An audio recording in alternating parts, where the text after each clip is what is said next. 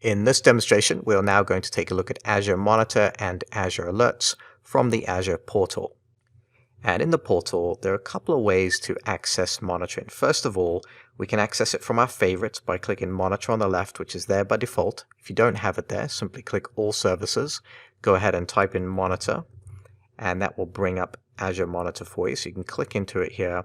And while we're in this area, you'll see Monitor and Visualize Metrics, Query and Analyze Logs, Set up Alert and Actions, much like we covered in the previous lecture. But before we dive into it from this point of view, it's also worth noting that if I want to get at it from a specific object, perhaps I've got a virtual machine already built and I just want to look at metrics of that VM without having to go through the monitoring view, I can go over to my virtual machines, select my VM. In my case, I've got a VM that's pre-built here, so VM01.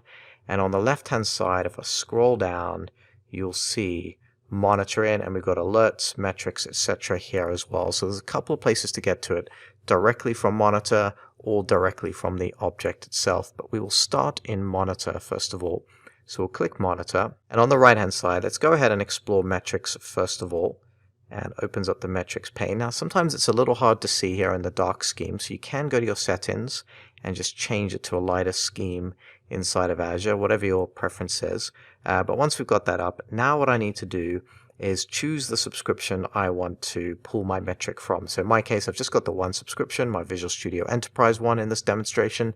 So that's what I'm going to pull my metrics from. I need to choose a resource group. So I'm going to choose the one that my virtual machine is in, which is AZ-demo. I could select all if I wanted to. And then the resource types that I want to pull from as well. So I could narrow this down and choose specific services I care about. Perhaps I just want to, look at virtual machines. But in my case, again, the subscription I'm looking at, I don't have much I need to filter on. So I'm going to go ahead and just select everything there and then select our virtual machine, which is right here on the bottom, VM01. And then this will pull up the metrics for that specific object. So in my case, I've got a few things here: CPU credits consumed and remaining. That's specific to B series VMs, so nothing you need to worry about too much right here.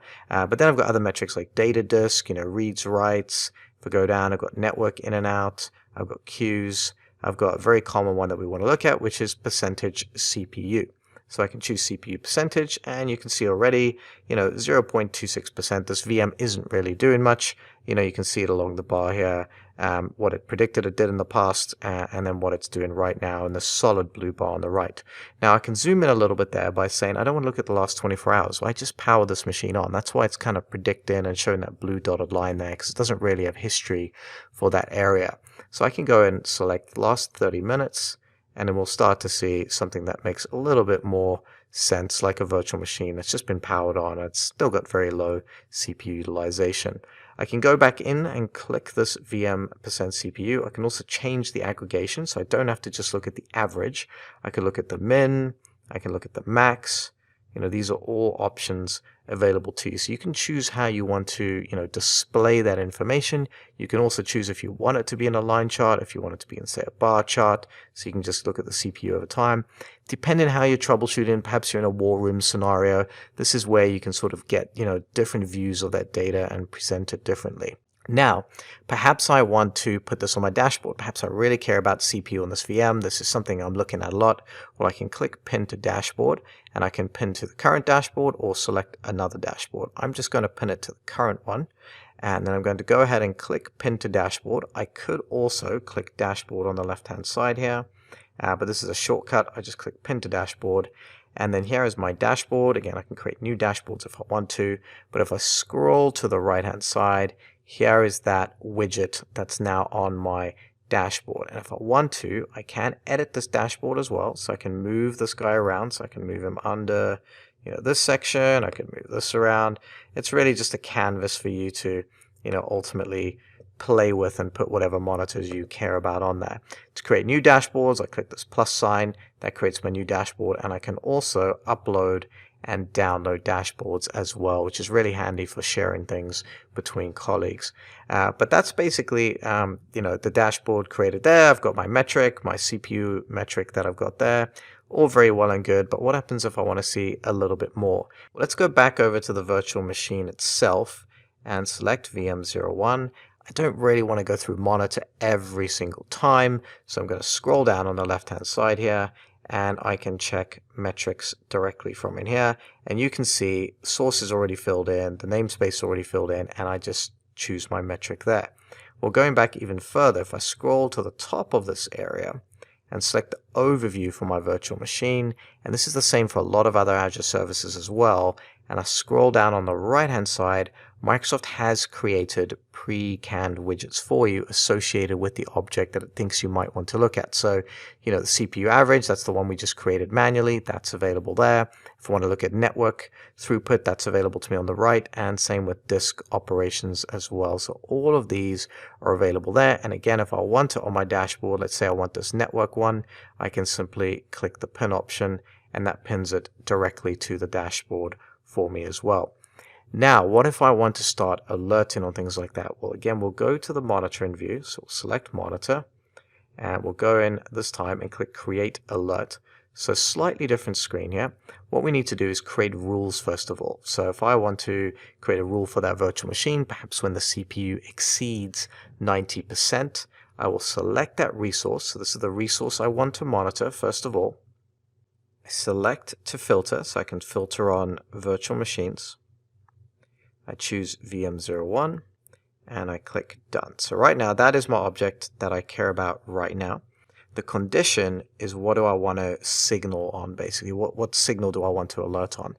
So in my case, it's got some suggested ones for us. I want to choose %CPU, and then I can choose to show the history over a longer period of time if I want to. Right now it's just showing the last 6 hours. If I scroll down, so there's the metric graph, much like we saw if we created the metric monitor that we saw previously. But here is the alert condition. So the condition greater than the time aggregation, same options there as well. So we've got average, maximum, minimum, total for CPU. So I can average it out and say, okay, anytime it goes over 90%, so whenever the CPU is greater than 90% over the last 5 minutes and check every 1 minute, that's what I want to take an action on basically. So now if I scroll further down and look at action groups, this is what I want to do with that alert. So let's say the alert is fired. Who do I want to notify? What do I want to do? And so I have to create an action group if I haven't got one already. If I already had an action group, I could select an existing one, but I'll create a new one for right now. And give it an action group name. Perhaps I want to email IT team as an example. And I'll just call this one email IT. And here basically I'm going to choose my resource group where I want to basically keep this action group. So I can choose to keep it in my default activity log alerts, which it will create for me. And then I need to choose the action. So let's say again we want to email as our first action and choose the action type. And these are really important. And you can see there are a number of them here. So we've got email, SMS, push, voice. So if I select this one, this is where I would come in here and choose, okay, I want to email help@helpdesk.com, just a fake email I'm putting in there right now. I can choose to text message somebody, etc. All of those options are available there, and I'm just going to choose email for right now. But I could also go in and do other things. Let's say I wanted to cut a ServiceNow ticket. I want an incident ticket because this is a really important, alert for me. I want to make sure that we log that in our ITIL system. And so I would choose to use the ITSM connector in this example, and then I would go ahead and use my ITSM connection that I would have created separately as part of a ServiceNow, say, integration. So that's another option there. In addition, you also have the option of automation runbooks, and these are key. I often see a lot of people starting to use these now, where you can choose to run a runbook that you already have, and there's some already created for you now. So you've got restart VM, stop VM, scale up, scale down, remove VM. So perhaps in this particular virtual machine by itself, I've hit the CPU alarm. I want to change it to a higher instance with more CPU. I could do that as well. So there's a lot of options here, in terms of the action group, not just send the email, but I could add multiple actions. I could email somebody, I could create a ticket, and I could say restart the VM if I wanted to as well.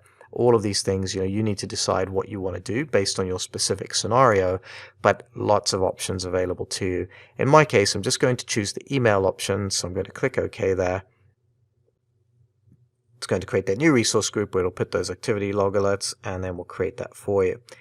Then I just need to give the alert rule name, so I can say, CPU over 90%.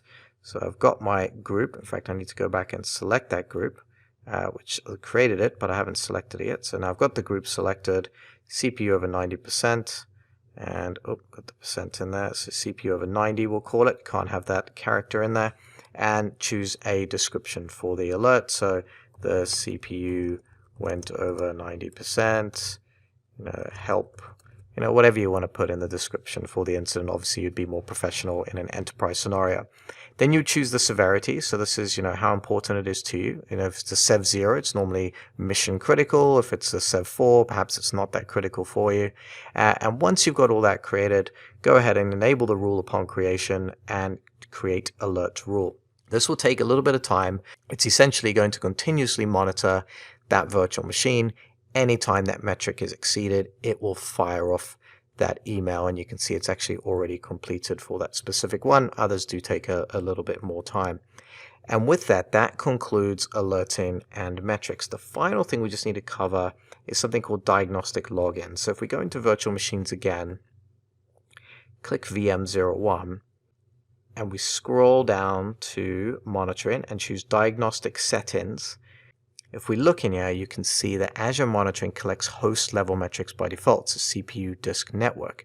But what it doesn't show us is guest level metrics. So these are the metrics. If you open up just your Windows laptop and go to the performance monitor, or on a Windows server, you've got, application logs, you've got performance logs for your CPU that Windows is detecting, the Windows operating system.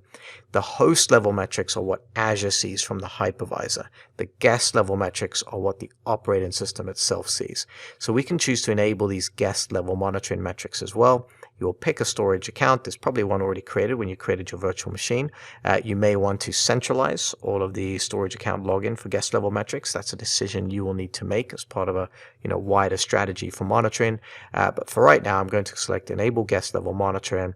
And what that does, it updates the settings for that specific VM, so it can start to gather additional data from the virtual machine and report those logs in as well. And what will happen is you will get additional metrics once this piece completes. So when you go into the metrics section, when you scroll through here, you will see not just the host metrics, but also the guest level metrics as well. And you can start to choose if you just want to see what Azure's reporting or what the system is reporting as well. And with that, this concludes this demonstration. This hopefully gives you a great base in terms of monitoring. What you definitely need to know for the exam is how the metrics work, what are some of the options. So you can do averages, min, max, etc. How you can adjust, your time period to look at, and then make sure you know how action groups work. You'll probably get some questions around action groups and what's happening, maybe perhaps in a screenshot. You might need to know that it's sending an email or it's going to go off to the ITSM connector.